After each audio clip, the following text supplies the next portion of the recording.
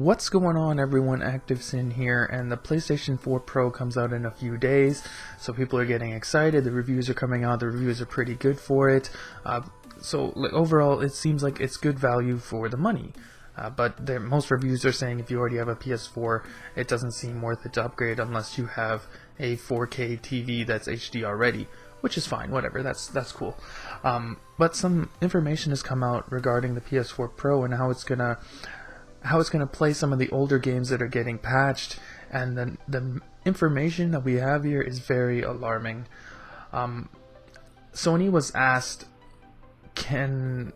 will you have to pay for existing PS4 games on PS4 Pro, like to get the upgraded textures, the 4K resolution, all that stuff?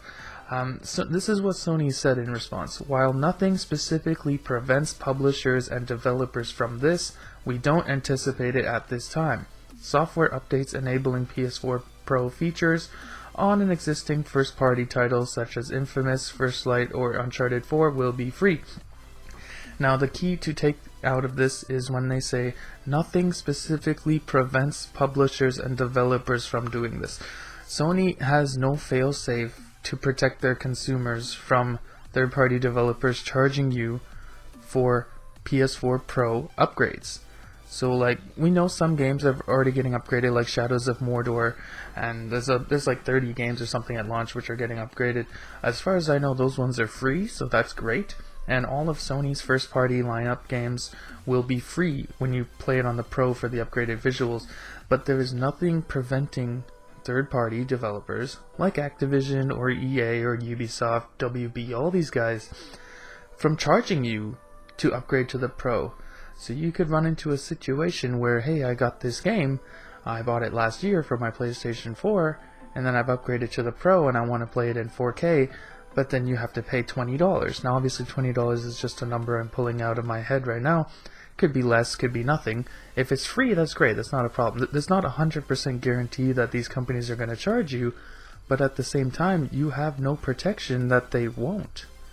Sony has not mandated that they have to make this free, which makes no sense, because all this is upgraded graphics and higher frame rates, the same things that you can get on PC for free. Like, when you buy a new graphics card, you don't have to pay to play ultra settings at 60 frames per second. If your old graphics card couldn't, all you have to do is buy the new hardware.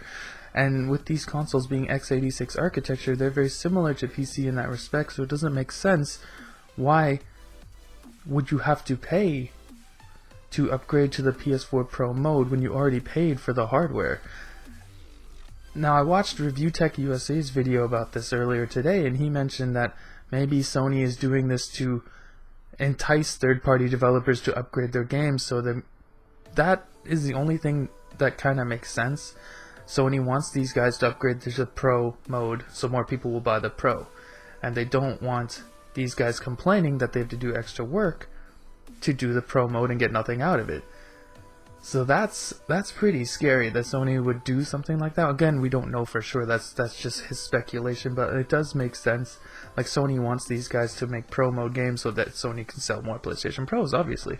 But at the end of the day, for the end user, if you're getting charged, like, let's say $20 just to play a game with higher textures and 4K resolution on the console that you just spent $400 on, that's ridiculous. I hope Sony changes this. Hope Sony mandates that these updates have to be free. We don't know, because obviously the contracts and whatever have already been signed for the updates.